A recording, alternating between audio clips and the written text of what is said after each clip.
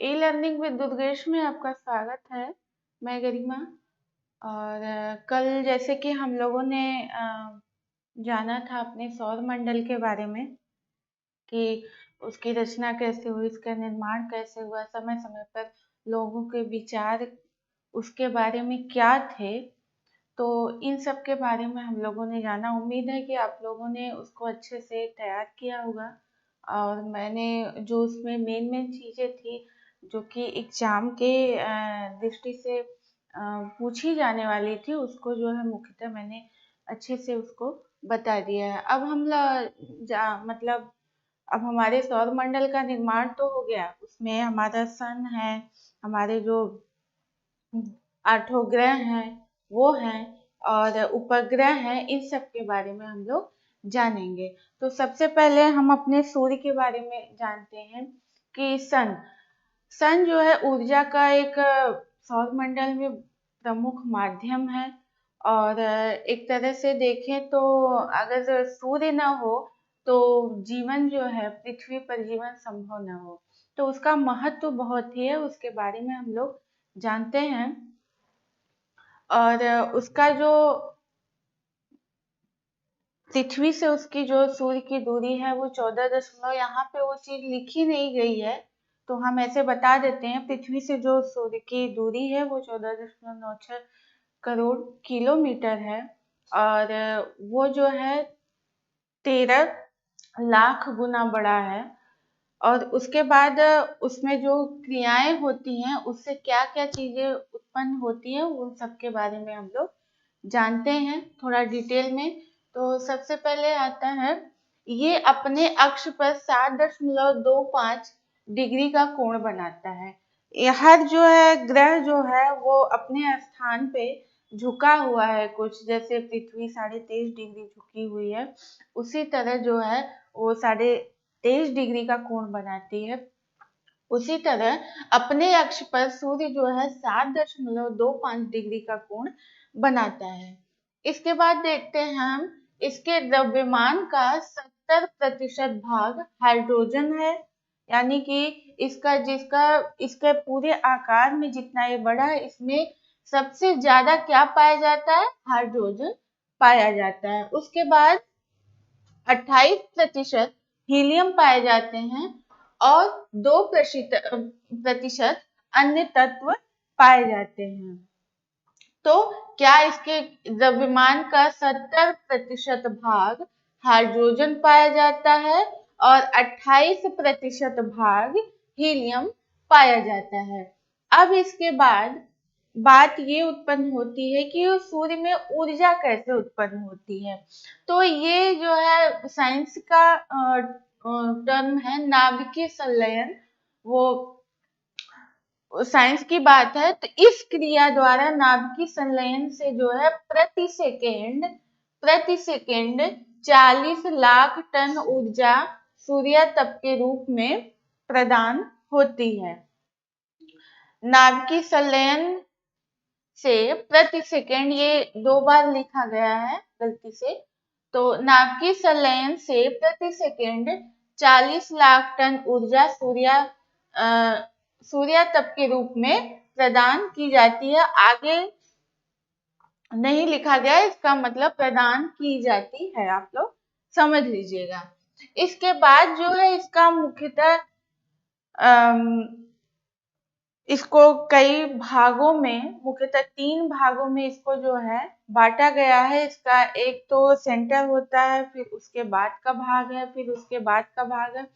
लेकिन मुख्यतः जो है, जो सबसे इम्पोर्टेंट है, एग्जाम के भी दृष्टि से इससे क्वेश्चन आ जाते हैं। तो सबसे पहले आता है इसका ऊपरी भाग। इसका ऊपरी भाग प्रकाश मंडल यानी फोटोस्फीयर, प्रकाश मंडल। इसका जो है तापमान, यानी इस धरातल का, इस हिस्से का, सूर्य के इस हिस्से का तापमान 6000 डिग्री सेंटीग्रेड होता है। इसका तापमान कितना होता है? 6000 डिग्री सेंटीग्रेड।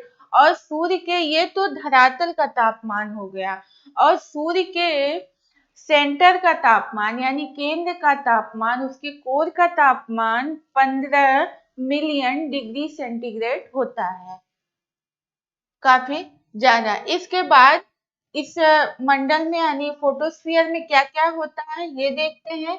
इस मंडल में सौर कलंक यानी सन स्पॉट पाए जाते हैं। इस मंडल में सौर कलंक यानी सन स्पॉट्स पाए जाते हैं। अब ये सन स्पॉट्स क्या होते हैं इनके बारे में हमको आगे डिटेल में पढ़ने को मिलेगा, लेकिन अब चूंकि ये आया है ये टर्म यहाँ पे, तो इसके बारे में हम बता देते हैं कि सन स्पॉट क्या होते हैं। ये मतलब पृथ्वी पर भी काफी प्रभाव डालते हैं। तो यहाँ पे लिखा गया है सौर कलंक प्रकाश मंडल के वे प्रदेश हैं जहाँ का तापमान चतुर्दिक प्रदेश की तुलना में 1500 डिग्री सेंटीग्रेड कम होता है। यानी कि इस मंडल में वो प्रदेश होते हैं जहां का तापमान उसके चारों तरफ के प्रदेशों से 1500 डिग्री सेंटीग्रेड कम होता है। इसके बाद ये सूर्य के 5 से 40 डिग्री उत्तरी और दक्षिणी अक्षांशों के मध्य उत्पन्न होते हैं। अक्षांश देशांतर जो है क्या है इसको हम नेक्स्ट क्लास में डिस्कशन इस पे करेंगे, लेकिन यहाँ पे इतना जान लीजिए कि 5 से 40 डिग्री उत्तरी और दक्षिणी अक्षांशों के मध्य सूर्य पर ये सन स्पॉट यानी कि सौर कलंक पाए जाते हैं। इसके बाद आता है इसकी जो मेन चीज है, एग्जाम में भी ये पूछा जाता है, इसको आप लोग याद रखिएगा। ये जो है 11.1 लगभग 11 वर्ष के अंतराल पर उत्पन्न होते हैं और इसका प्रभाव जो है पृथ्वी पर भी देखने को मिलता है। तो ये है आपका सौर कलंक यानी सन स्पॉट। इसके बारे में आगे हम लोग जानेंगे अच्छे से। अब आता है हमारा कौन सा, ये तो हो गया हमारा प्रकाश मंडल फोटोस्फीयर। इसका तापमान 6000 डिग्री सेंटीग्रेड है।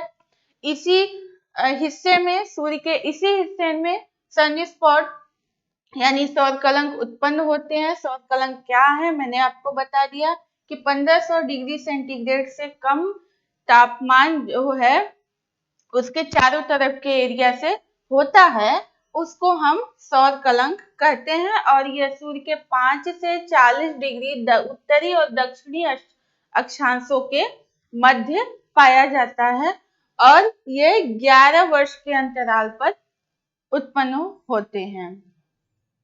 इसके बाद आता है हमारा वर्णमंडल वाला हिस्सा क्रोमोस्फीयर जिसको बोलते हैं। सूर्य का यह वायुमंडल वाला हिस्सा है, ये सूर्य के वायुमंडल वाला हिस्सा है।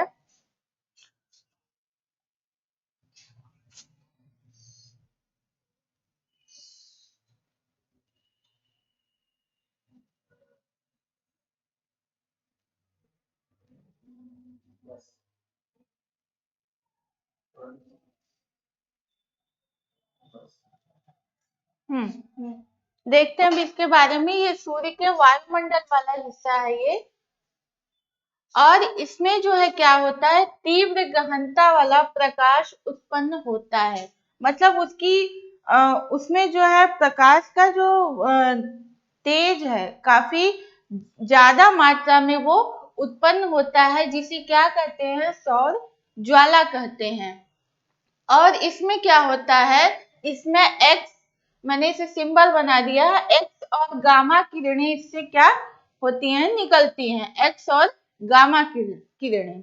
इस अब आगे क्या होता है, इसमें पदार्थ औसतन 800 किलोमीटर प्रति सेकेंड की दर से बाहर फेंका जाता है। मतलब जो ये सौर ज्वाला होती है इससे जो भी पदार्थ निकलते हैं वो 800 किलोमीटर प्रति सेकेंड की दर से बाहर की तरफ फेंके जाते हैं।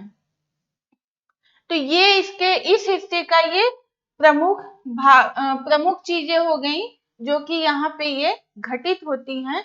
इसके बाद हम लोग आता है लास्ट वाला हिस्सा।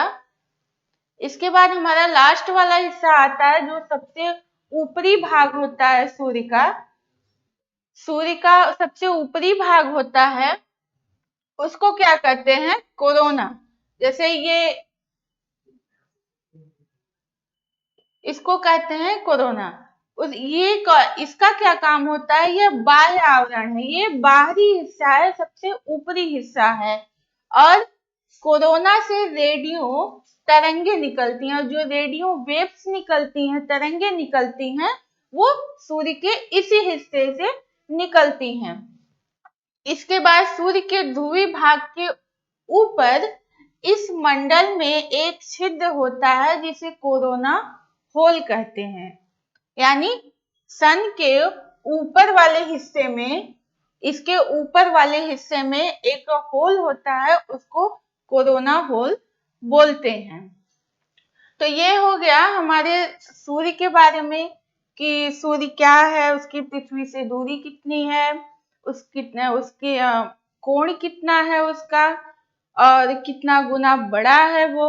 और एक चीज और बताना है कि वो अपनी मंदाकिनी का, हमारी जो मंदाकिनी है, आकाशगंगा है, उसका चक्कर 25 करोड़ वर्ष पूर्व में हमारी जो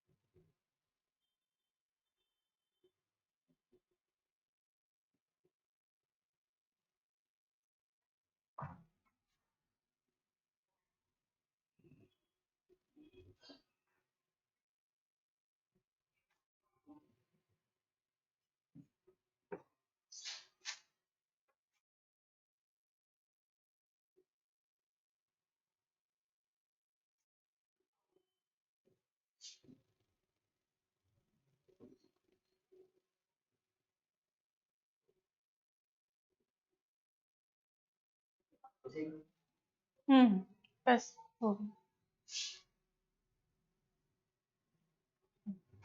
थैंक यू। हाँ तो ऑन है ये सूर्य हमारा जो है, हमारी मंदाकिनी का, हमारी आकाश गंगा का चक्कर कितने वर्षों में पूरा करता है, 25 करोड़ वर्षों में। तो हम लोग अपने सन के बारे में, उसके जो धरातली हिस्से हैं, पहले आता है फोटोस्फीयर, जिसमें कि सौर कलंक यानी सन स्पॉट पैदा होते हैं, उत्पन्न होते हैं। उसके बाद हमारा क्रोमोस्फियर आता है, वर्णमंडल आता है। उसके बाद हमारा कोरोना आता है, यानी सबसे बाहरी हिस्सा आता है, जिससे जो वेव्स निकलती है वो पृथ्वी पर अरोरा ऑस्ट्रियालिस और अरोरा बोरियालिस जो है, इस रूप में देखी जाती हैं। इनका एक नाम दिया गया है इनको, इन वेव्स को। तो वो जो तरंगे जो है नॉर्थ पोल और साउथ पोल पे दिखती हैं, वो यही होती हैं। इसके बारे में भी हम लोग आगे जानेंगे। अब आता है हमारा सन के बारे में, हम लोग जान लिए, अपने सूर्य के बारे में जो मुख्य मुख्य चीजें थी उसको मैंने बताया। अब इसके बाद हम लोग अपने ग्रहों के बारे में जानते हैं। पहले जो है 2006 के पहले 9 ग्रह माने जाते थे, जिसमें बुध, शुक्र, पृथ्वी,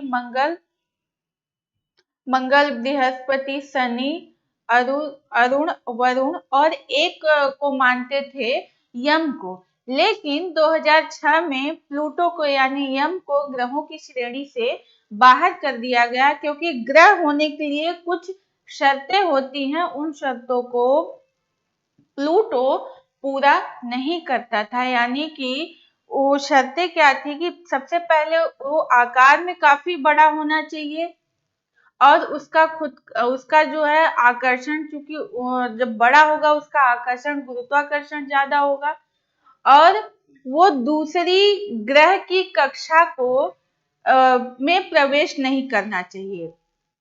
लेकिन जो यम था वो आकार तो वो सबसे 9 ग्रहों में सबसे छोटा था ही, और वो उसकी मुख्य चीज क्या थी कि वो जो है वरुण की कक्षा में प्रवेश कर जाता था, इसलिए वो ग्रहों की पूरी शर्तों को पूरा नहीं करता था। इसलिए 2006 में उसको ग्रहों की श्रेणी से हटाकर बौने ग्रह की श्रेणी में डाल दिया गया। तो उसके बाद हमारे 2006 के बाद कितने ग्रह माने गए? 8 ग्रह माने गए। इन्हीं के बारे में हम लोग, इनकी जो मुख्य मुख्य चीजें हैं, इनके बारे में हम लोग जानेंगे।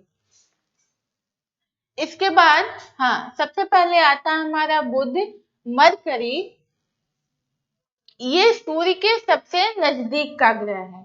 सूर्य से दूरी के क्रम में मैंने इसको लगाया है, तो जो दूरी है उसी हिसाब से, सूर्य से जो इनकी दूरी है उस हिसाब से है, उसी क्रम में है। तो बुध यानी मरकरी ये सूर्य से सबसे नजदीक का ग्रह है, सूर्य से सबसे नजदीक है ये, और इसकी दूरी 5.8 करोड़ किलोमीटर है। इसकी दूरी यानी सूर्य से इसकी दूरी कितनी है? 5.8 करोड़ किलोमीटर है, और यह सबसे छोटा ग्रह है। सबसे छोटा यम था, लेकिन यम निकल गया, तो सबसे छोटा जो है कौन सा है?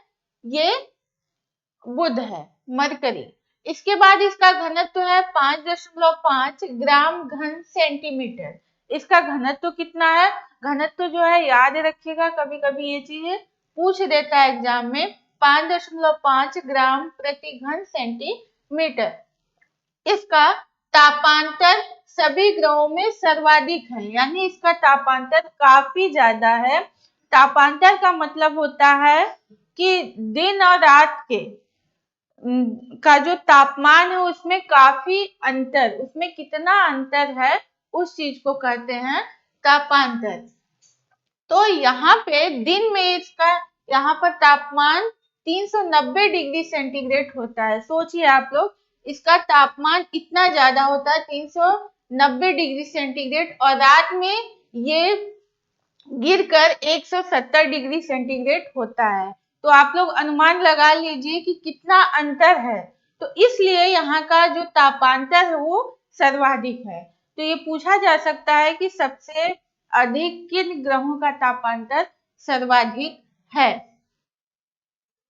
इसके बाद ये सूर्य का चक्कर जो है 88 दिन में पूरा करता है। हर ग्रह जो है सूर्य का चक्कर लगाते हैं, और वो सबका अपना अपना एक निश्चित समय होता है कि इतने समय में वो सूर्य का चक्कर लगा लेंगे। तो 88 दिन में सूर्य का चक्कर बुध लगाता है। और प्रातः वाले, यानी कि इसको सुबह और शाम का तारा भी कहते हैं, यानी कि सूर्योदय के पहले और सूर्यास्त के बाद हमें ये देखने को मिलता है। और जो सुबह में जो दिखता है उसको क्या लोगों ने नाम दिया? वैज्ञानिकों ने इसको नाम दिया अपोलो, और जो शाम को दिखता है उसको कहा गया मरकरी।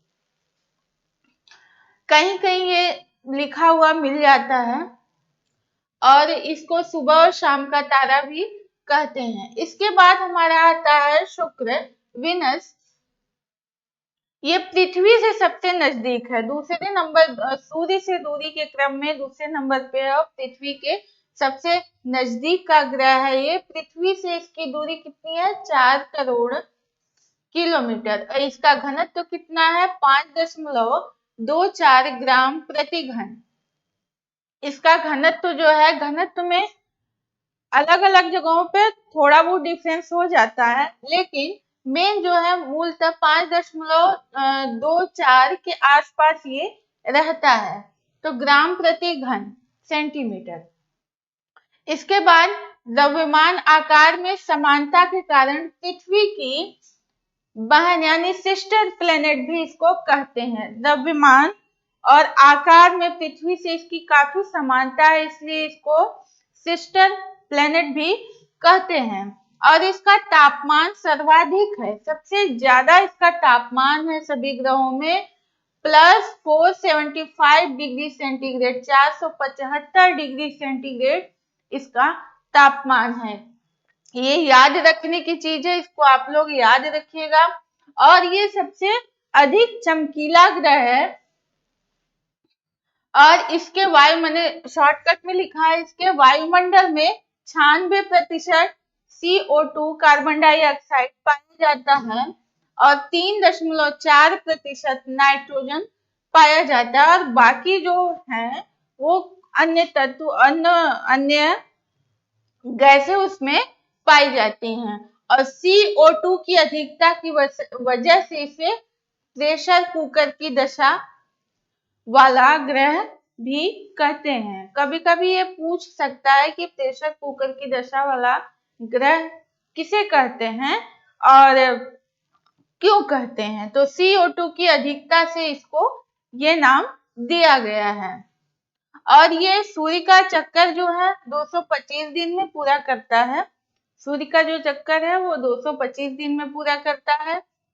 मैंने पहले भी बताया कि हर ग्रह का एक निश्चित समय होता है कि उतने समय में वो सूर्य का चक्कर लगा लेगा। और ये इसकी खास बात ये है कि पूरब से पश्चिम ये घूमता है, ये चक्कर लगाता है, घूर्णन करता है पूरब से पश्चिम। इसको याद रखिएगा क्योंकि दो ही ग्रह हैं जो पूरब से पश्चिम सूर्य का चक्कर लगाते हैं, बाकी सारे ग्रह पश्चिम से पूरब की तरफ सूर्य का चक्कर लगाते हैं।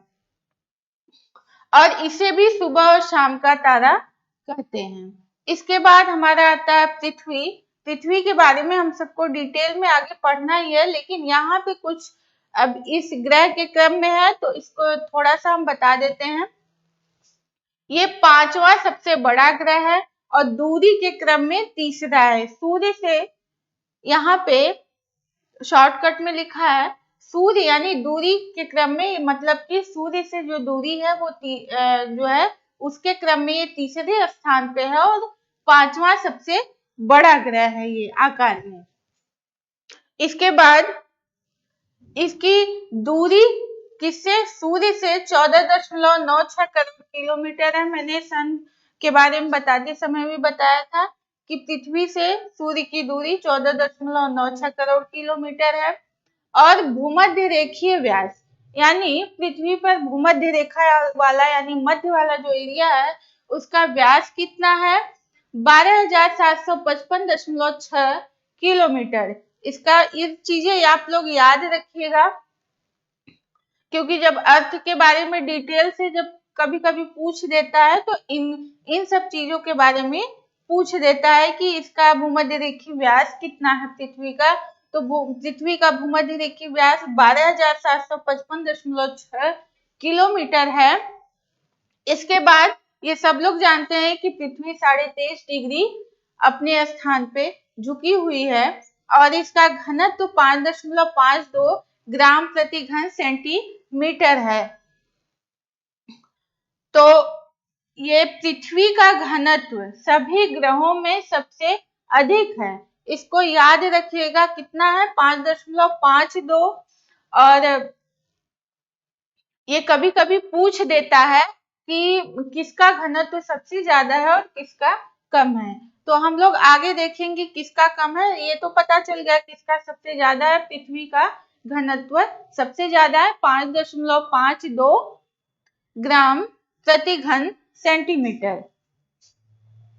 इसके बाद हमारा आता है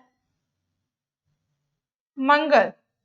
अब हम लोग मंगल के बारे में जानते हैं कि इसकी क्या खास बातें हैं। चर्चाएं भी होती रहती हैं कि यहाँ पे जीवन संभव है, पाया जाता है। तो इसकी कुछ प्रमुख चीजें हैं, उन सब के बारे में देख लेते हैं हम लोग। मंगल, मार्स।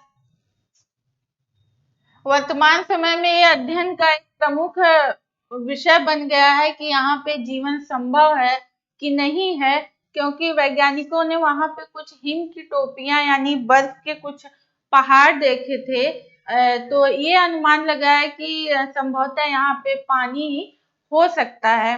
तो उसके बारे में अभी रिसर्च जारी है। फिर लेकिन जो मेन चीजें इसमें है वो हम लोग जान लेते हैं।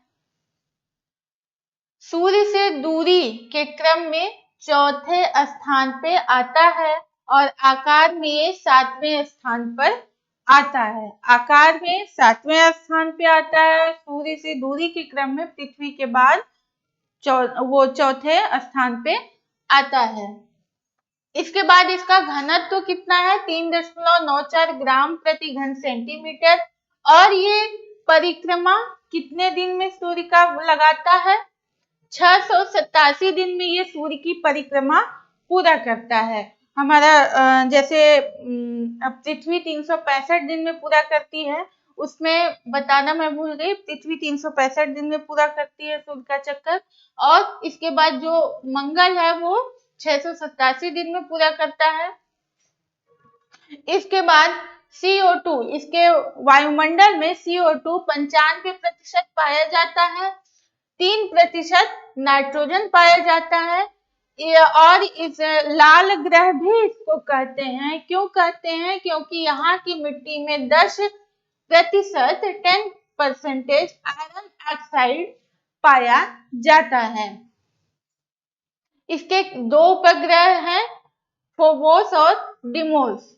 फोबोस और डिमोस इसके दो ही उपग्रह हैं, इसको याद रखिएगा आप लोग। और जो सन है, जो पृथ्वी है उसका एक उपग्रह है, चंद्रमा है। और हमारा जो सूर्य, बुध और शुक्र है उसके कोई भी उपग्रह नहीं है। पृथ्वी का एक है और मंगल का 2 उपग्रह है। और यहाँ पे सबसे ब्रह्मांड का, सौर मंडल का सबसे ऊंचा पर्वत ओलिम्पस मीन्स यहीं पे पाया जाता है। सबसे बड़ी घाटी मेरीनेरिस यहाँ पे पाई जाती है। कभी कभी ये चीजें पूछ सकता है, तो इसको आप सब याद रखिएगा। सूर्य से दूरी के क्रम में चौथे स्थान पे है, आकार में 7वें स्थान पे है ये। इसका घनत्व 3.94 ग्राम प्रति घन सेंटीमीटर है। परिक्रमा ये 687 दिन में पूरा करता है। इसके वायुमंडल में CO2 95% पाया जाता है, 3% नाइट्रोजन पाया जाता है, मिट्टी में 10% आयरन ऑक्साइड पाया जाता है। इसके 2 उपग्रह फोबोस और डिमोस। इसके बाद जो सबसे ऊंचा पर्वत है ओलिम्पस मीन्स, और जो सबसे बड़ी घाटी मेरीनेरिस वो यहीं पे पाई जाती है। इसके बाद हमारा आता है बृहस्पति, जुपिटर। यह सबसे बड़ा ग्रह, आकार के रूप में देखें, आकार के क्रम में देखें तो यह सबसे पहले स्थान पे और सबसे बड़ा ग्रह है। और ये सूर्य की परिक्रमा 11.86 वर्ष में पूरा करता है। सूर्य की परिक्रमा कितने वर्षों में पूरा करता है, 11.86 वर्ष में पूरा करता है। इसका घनत्व कितना है, 1.33 ग्राम प्रति घन सेंटीमीटर। और इसको मास्टर ऑफ गॉड की उपमा दी गई है, मास्टर ऑफ गॉड। और यहाँ पे उपग्रहों की संख्या, यहाँ पे कहीं जो है 79 देखने को मिलता है, कहीं पे 69। तो यहाँ पे जो है आप लोग 79 इसको मानिएगा, गलती से हो गया है। 79 इसके उपग्रह हैं। और इसके जो प्रमुख उपग्रह हैं वो गैनीमीड और यूरोपा है। गैनीमीड और यूरोपा जो है इसके प्रमुख उपग्रह हैं। यहाँ पे ये लिख के ये हटा दिया गया है क्योंकि ऐसे बता देना ज्यादा अच्छा है। इसके बाद आपका आता है शनि। ये दूसरा सबसे बड़ा ग्रह है।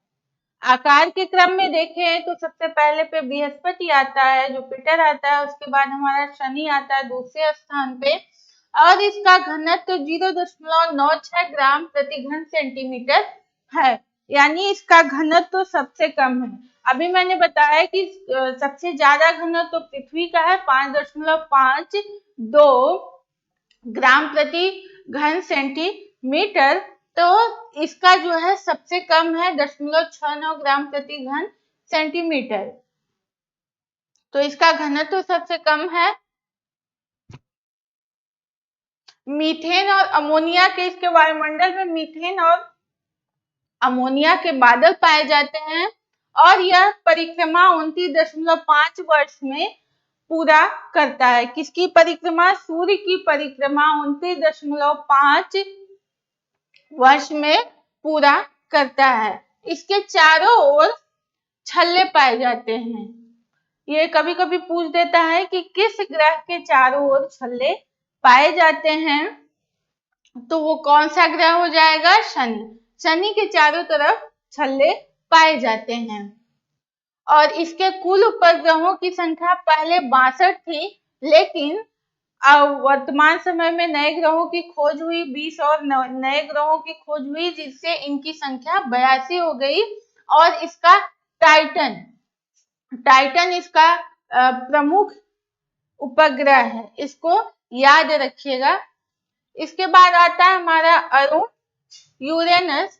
ये तीसरा सबसे बड़ा ग्रह है, इसका घनत्व 1.30 ग्राम प्रति घन सेंटीमीटर है। यहाँ पे लिखा नहीं गया, लेकिन ग्राम प्रति घन सेंटीमीटर हो जाएगा।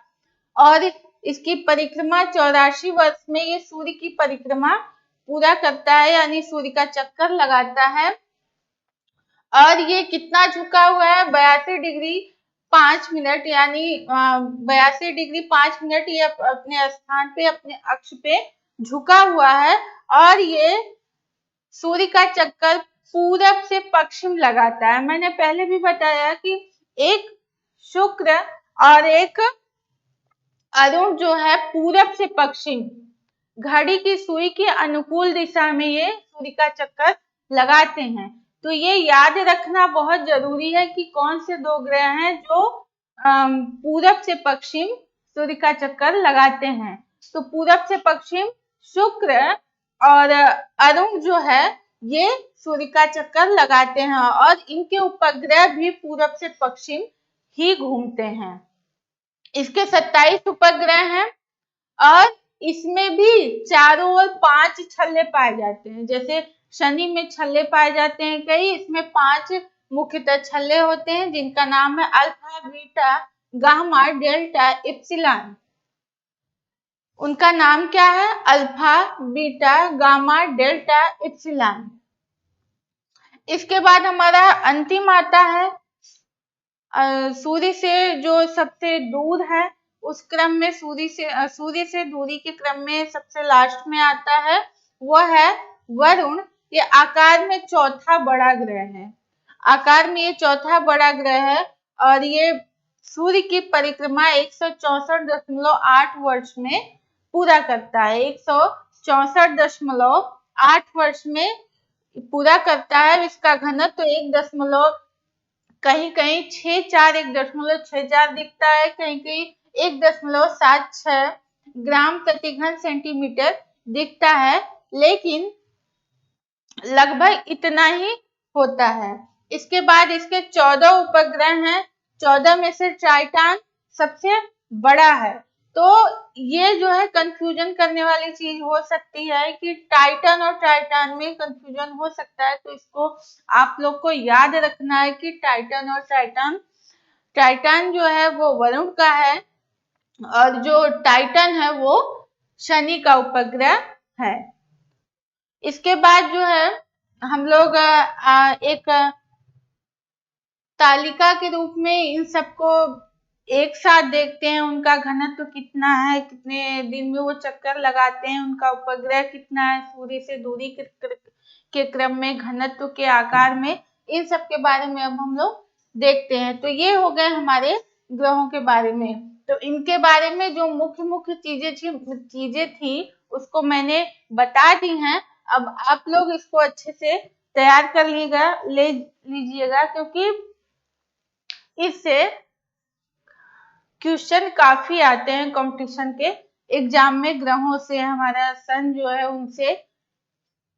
तो इसको अच्छे से आप लोग तैयार कर लीजिएगा।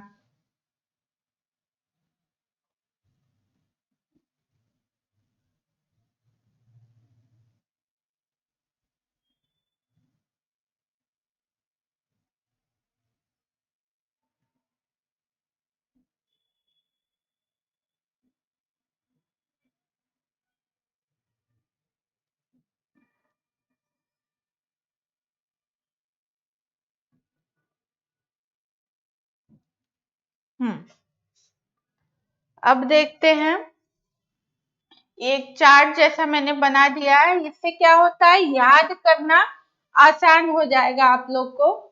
तो आप लोग इसको देख के ऐसे याद कर सकते हैं कि कितने दिन में ये परिक्रमण करता है, इसकी परिक्रमण अवधि कितनी है, इन ग्रहों के उपग्रह इनके कितने हैं, और इसका घनत्व कितना है, ग्राम प्रति घन सेंटीमीटर, और इनका क्रम जो है सूर्य से दूरी के बढ़ते हुए क्रम में क्या है। तो देखते हैं, ये हमारा है बुध, शुक्र, पृथ्वी, मंगल, गुरु, शनि, अरुण, वरुण।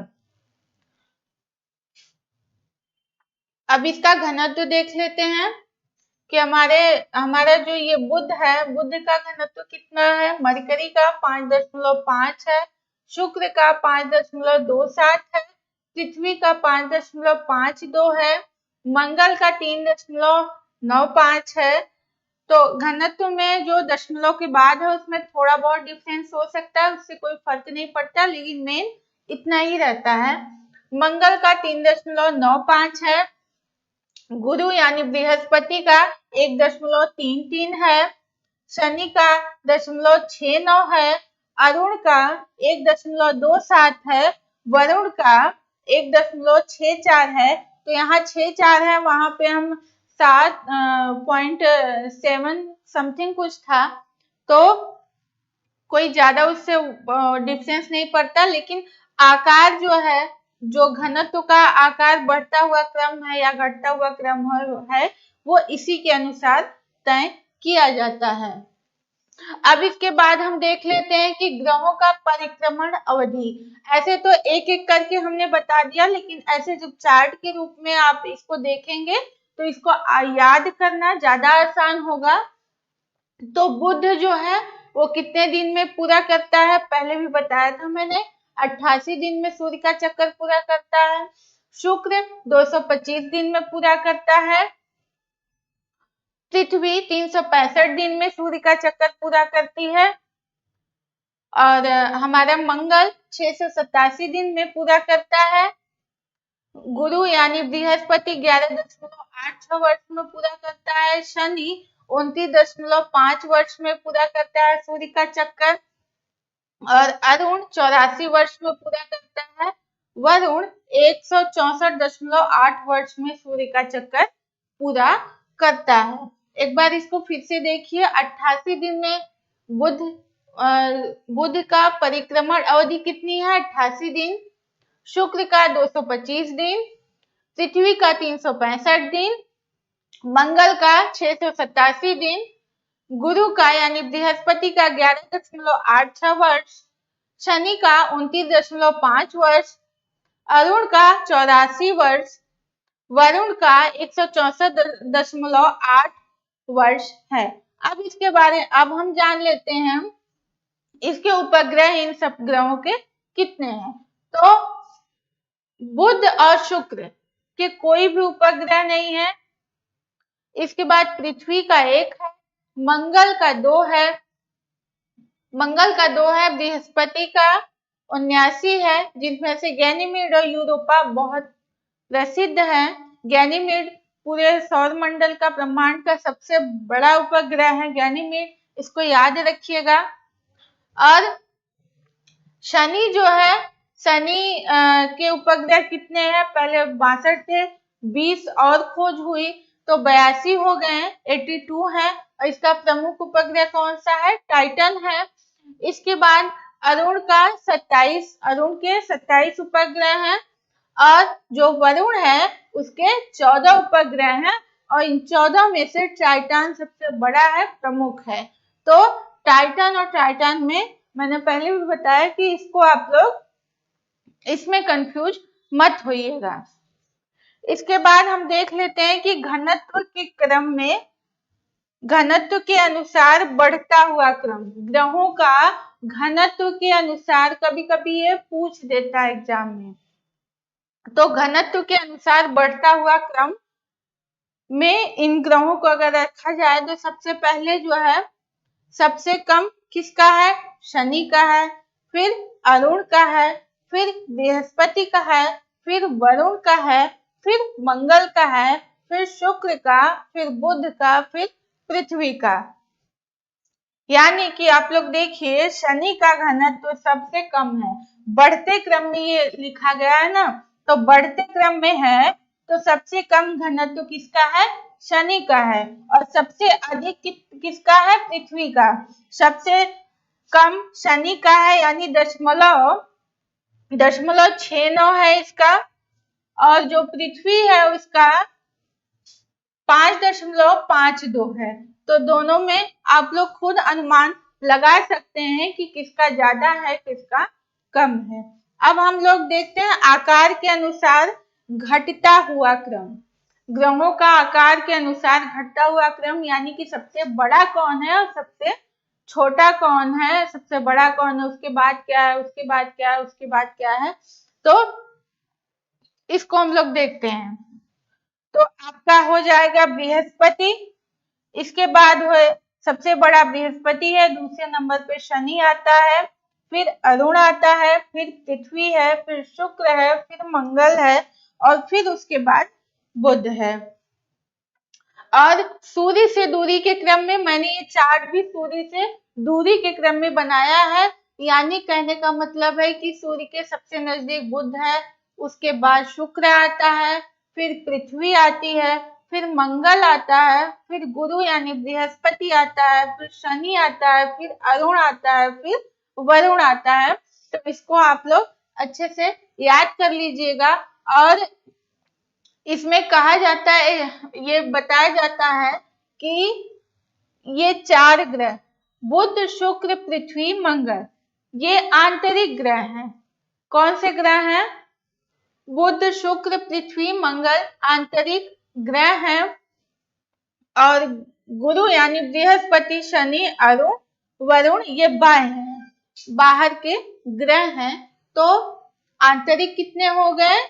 शुरुआत के जो 4 हैं वो आंतरिक ग्रह हो गए और जो उसके बाद के 4 हैं वो बाह्य हो गए। ऐसे आपको याद करना आसान होगा और कभी कभी ये पूछता भी है। तो ये हो गया हमारा